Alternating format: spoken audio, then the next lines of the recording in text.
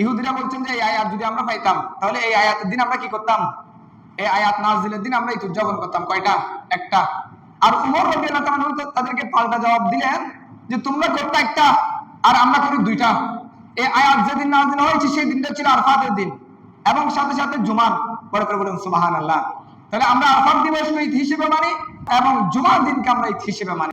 নবী করিম সাল্লাল্লাহু আলাইহি ওয়াসাল্লাম বলছেন যে আরাফাত দিবসে যারা আল্লাহ সন্তুষ্টির জন্য একটি রোজা আদায় করবে, আল্লাহ তাদের পূর্বের 1 বছরের গুনাহ এবং পরের 1 বছরের গুনাহ মুহূর্তে মাফ করে দিবে।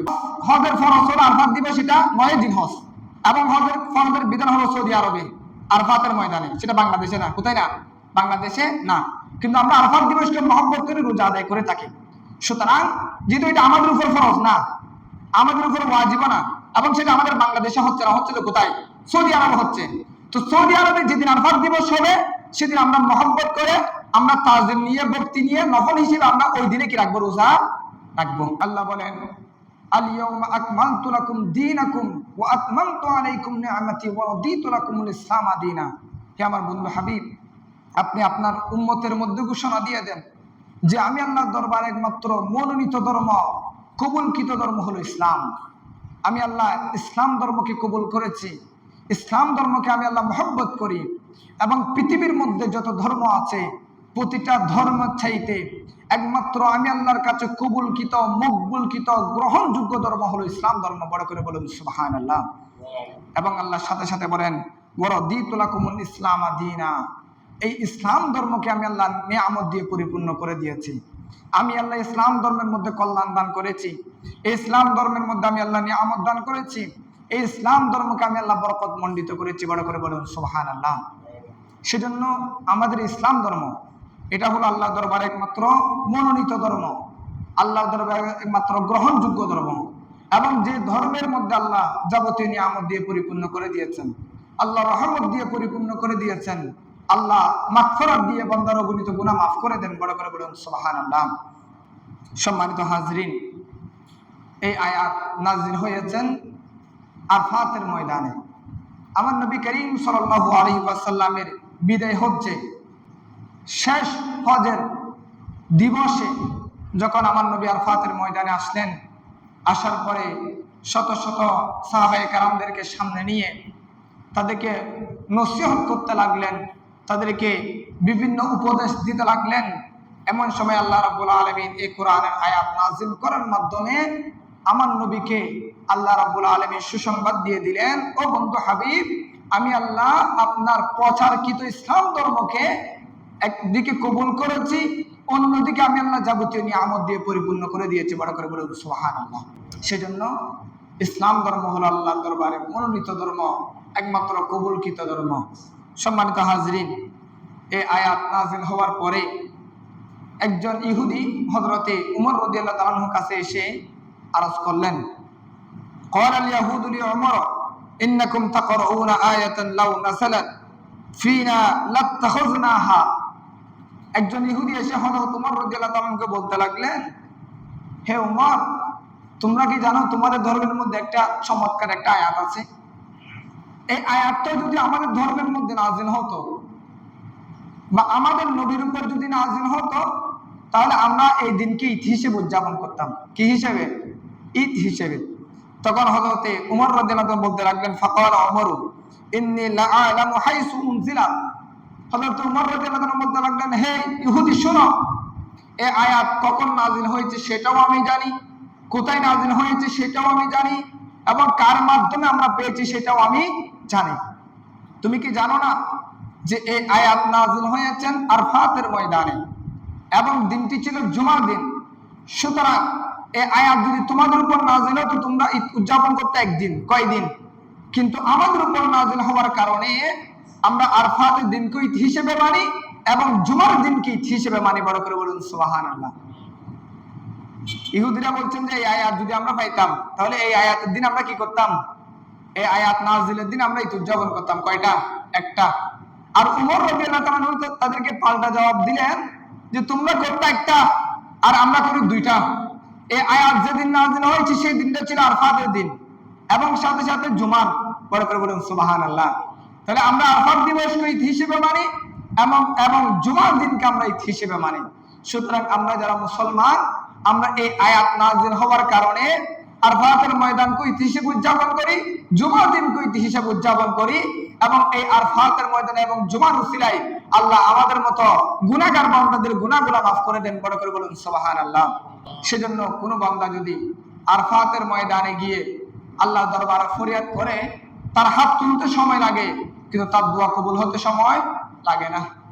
জবান দিয়ে বলা মাত্রই, অন্তরে সংকল্প করা মাত্রই, ইচ্ছা করা মাত্রই আল্লাহর দরবারে কবুল হয়ে যায়। বড় করে বলুন সুবহানাল্লাহ।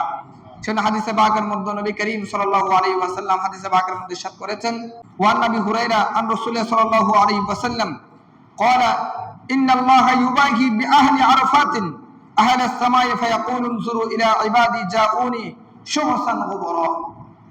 এই হাদিসে পাকের মধ্যে নবী করিম সাল্লাল্লাহু আলাইহি ওয়াসাল্লাম বলছেন যে আরফাত দিবস আসার সাথে সাথে, এই আরফাত দিবসে যখন আল্লাহর অগণিত লক্ষ লক্ষ বান্দারা ধুলোবালু মিশ্রিত অবস্থায় এলোমেলো চুল নিয়ে যখন আরফাতের ময়দানে অবস্থান করে, আল্লাহর সাথে সাথে ফেরেশতাদেরকে আহ্বান করে।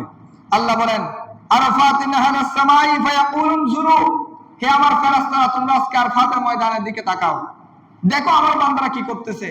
তোমরা আমাকে বলেছিলা আল্লাহ বান্দা তৈরি করতে হবে না, আল্লাহ কি করতে হবে না, বান্দা তৈরি করতে হবে না, ওয়া নাহনু নুসাব্বিহু বিহামদিকা, আমরা তো আপনার ইবাদত করি, আবার বান্দা কেন বানাচ্ছেন? আল্লাহ বলে, ফেরেশতারা, তোমরা বান্দা তৈরি করতে নিষেধ করেছো, আজকে দেখো আমার হুকুম পালনের জন্য, আমার বিধান পালনের জন্য আজকে আমার কোটি কোটি বান্দারা এই আরফাতের ময়দানে দুলুবালু অবস্থায়, এলোমেলো অবস্থায় আমি আল্লাহর দরবারে হয়রান পেরেশানি হয়ে তারা ফরিয়াদ করতেছে। সুতরাং তোমরা ফেরেশতারা সাক্ষী থাকো, একমাত্র আমি আল্লাহ ওয়াশাহিদু ওয়া মাশহুদ এই ময়দানে শপথ করে বলতেছি, কিয়ামতের ময়দানে যখন তারা জাহান্নামে চলে যাবে, আমি আল্লাহ একমাত্র আরফাতের ময়দানে উসিলা তাদেরকে জান্নাতে বানিয়ে দেব। বড় করে বলুন সুবহানাল্লাহ। তাহলে আল্লাহ একমাত্র এই আরফাতের ময়দানে শপথ করেছেন বান্দার খাতিরে, কার খাতিরে? বান্দার খাতিরে, বান্দাকে বাঁচানোর জন্য আল্লাহ শপথ করে বলেছেন, যারা আরফাতের ময়দানে যাবে সেখানে গিয়ে আল্লাহর দরবারে ফরিয়াদ করবে, আল্লাহ বলে আমি তাদের গুনাহ মাফ করে দেব এবং তাদেরকে জান্নাতি বানিয়ে দেব। বড় করে বলুন সুবহানাল্লাহ। সম্মানিত হাজির, সেজন্য আরফাতের ময়দান 9 জিলহজ, আরফাত দিবস, সেই দিন আরফাতের ময়দানে অনেক মানুষ বিভিন্ন দূর দূরান্ত থেকে বিভিন্ন জায়গা, তারা 8 দিন হজ শুরু করে 9 দিন হজ তারা আরফাতের ময়দানে অবস্থান করে। আপনারা জানেন, যারা হজ করেছেন বিভিন্ন কাফেলার মধ্যে আমাদের মুআল্লিম থাকে, মুআল্লিমরা আমাদেরকে শিখাই দেয় 8 দিন হজ কি করতে হবে, 9 দিন হজ কি করতে হবে, 10 দিন হজ, এরপরে জিয়ারতে তাওয়াফের মাধ্যমে হজ সম্পাদন। যাক, তাহলে আরফাতের ময়দান, এই ময়দানে আপনি অবস্থান করা মানে আপনি আল্লাহর দরবারে নৈকট্যবান বান্দা বনে যাওয়া। বড় করে বলুন সুবহানাল্লাহ। সেজন্য এখানের মধ্যে আরেকটা ওয়াকিয়া হলো, হাদিসে পাকের মধ্যে নবী করিম সাল্লাল্লাহু আলাইহি ওয়াসাল্লাম ইরশাদ করেছেন, قال صيام يوم عرفة احتسب على الله ان يكفر السنة التي قبله التي بعده।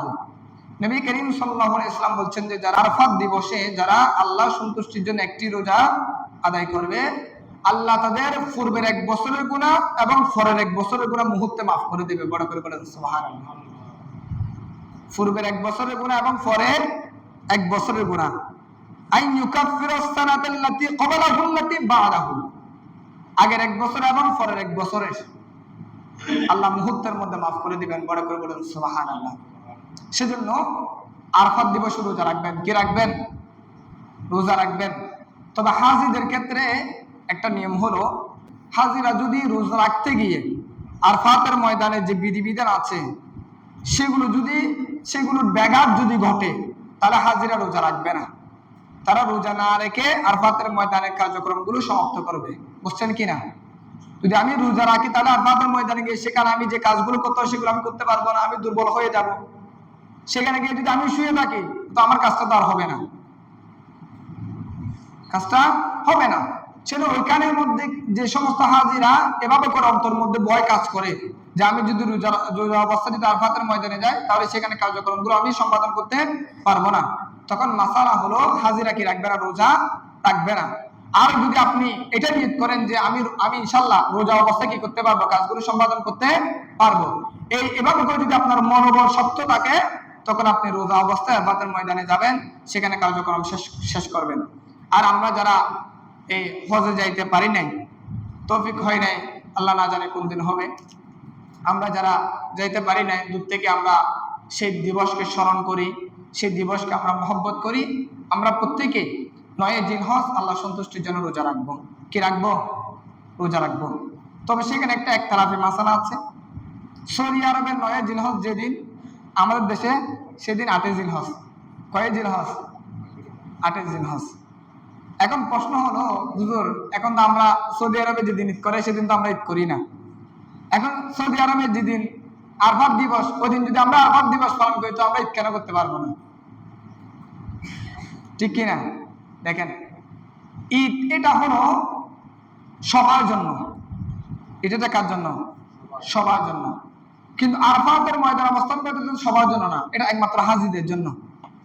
ঠিক কিনা? ঈদ সৌদি আরবে হয়, বাংলাদেশে হয়, মায়ানমারও হয়, পাকিস্তানও হয়, সব রাষ্ট্রের মধ্যে হয়। কিন্তু হজ তো সব রাষ্ট্রের মধ্যে হয় না, শুধু হয় কোথায়? মক্কা শরীফে বা আরফাতের ময়দানে, আরফাত দিবস আরফাতের ময়দানে। এখন আরফাতের ময়দান তো সব জায়গার মধ্যে আর নাই। আরফাতের ময়দান কয়টা? একটা। এবং ওই দিনে হাজিরা কি করে? তারা হজ আদায় করে। এখন এখন মাসালা হলো, যেহেতু আরফাতের ময়দানে অবস্থান করে, এটা শুধু একমাত্র হাজিদের জন্য সত্য। হাজিদের জন্য কি সত্য, এবং এটা ফরজ, হজের ফরজ। এটা একমাত্র হাজিরা কি করবে? পালন করবে। দ্বিতীয় নাম্বার, হজ আদা হয় একমাত্র সৌদি আরবে। কোথায়? সৌদি আরবে। সেহেতু আমাদের দেশে আমরা যদি রোজা রাখতে চাই, আমরা বিশেষ করে সৌদি আরবের সাথে মিল রেখে আমরা 9 জিলহজ কি রাখবো? রোজা। অর্থাৎ সৌদি আরবে যেদিন আরফাত দিবস সেদিন আমরা কি রাখবো? রোজা রাখবো। এবং এখানের মধ্যে আরেকটা মাসালা আমাদেরকে খুলাসা করে দিয়েছেন, যেহেতু আমাদের অন্তরে সন্দেহ কাজ করে, সেজন্য আরফাত দিবস সৌদি আরবে যদি 9 জিলহজ হয়, আমাদের দেশে হলো 8 জিলহজ। তো আমাদের অন্তরের সন্দেহটা দূর হয়ে যাওয়ার জন্য যদি সম্ভব হয় আমরা 8 জিলহজ একটা রোজা আর 9 জিলহজ আর একটা রোজা, এভাবে করে 2টা রোজা রাখবো। কয়টা রোজা? বুঝছেন কিনা? নবজন ফল্লারবা 8 সৌদি আরবে 9 জিলহজ মানে বাংলাদেশে কি 8 জিলহজ। এখন হজের ফরজ হলো আরফাত দিবস, এটা 9 জিলহজ, এবং হজের ফরজের বিধান হলো সৌদি আরবে আরফাতের ময়দানে, সেটা বাংলাদেশে না। কোথায় না? বাংলাদেশে না। কিন্তু আমরা আরফাত দিবসকে মহব্বত করে রোজা আদায় করে থাকি। সুতরাং যেহেতু এটা আমাদের উপর ফরজ না, আমাদের উপর ওয়াজিব না, এবং সেটা আমাদের বাংলাদেশে হচ্ছে না, হচ্ছে তো কোথায়? সৌদি আরবে হচ্ছে। তো সৌদি আরবে যেদিন আরফাত দিবস হবে সেদিন আমরা মহব্বত করে, আমরা তাজিম নিয়ে, ভক্তি নিয়ে, নফল হিসেবে আমরা ওই দিনে কি রাখবো? রোজা রাখবো। বুঝছেন কিনা? তাহলে সৌদি আরবে যেদিন আরফাত দিবস হবে সেদিন আমরা কি রাখবো? রোজা রাখবো। এবং যদি আপনার সম্ভব হয় তাহলে সৌদি আরবের সাথে মিল রেখে আপনি ওই দিনে একটা রোজা রাখবেন এবং পরের দিন একটা রোজা রাখবেন। বুঝছেন কিনা? যদি ওই দিনের সাথে মিল রেখে আমরা রোজাটা আদায় করি, তাহলে সৌদি আরবের সাথে 9 জিলহজের রোজাটা হয়ে যাবে। পরের দিন যদি রাখি, তাহলে আমাদের দেশে যে 9 জিলহজ অতিবাহিত হয়, তাহলে ওই দিন থেকে আমাদের কি হয়ে যাবে? রোজা আদায় হয়ে যাবে। সেজন্য যদি সম্ভব হয় 2টা রাখবেন। যদি 2টা রাখা সম্ভব না হয় তাহলে একটা রাখবেন। সৌদি আরবের সাথে মিল রেখে যেদিন আরফাত দিবস ওই দিনে কি রাখবেন? রোজা রাখবেন। যদি সম্ভব হয় তাহলে 2টা রাখবেন। আমাদের বাংলাদেশের আওয়াজ অনুযায়ী 8 জিলহজ একটা, 9 জিলহজ একটা। যদি 8 বা 9 জিলহজ এই 2 দিন রাখা সম্ভব না হয়, তাহলে বাংলাদেশের নিয়ম অনুযায়ী 8 জিলহজ কি রাখবেন? রোজা রাখবেন।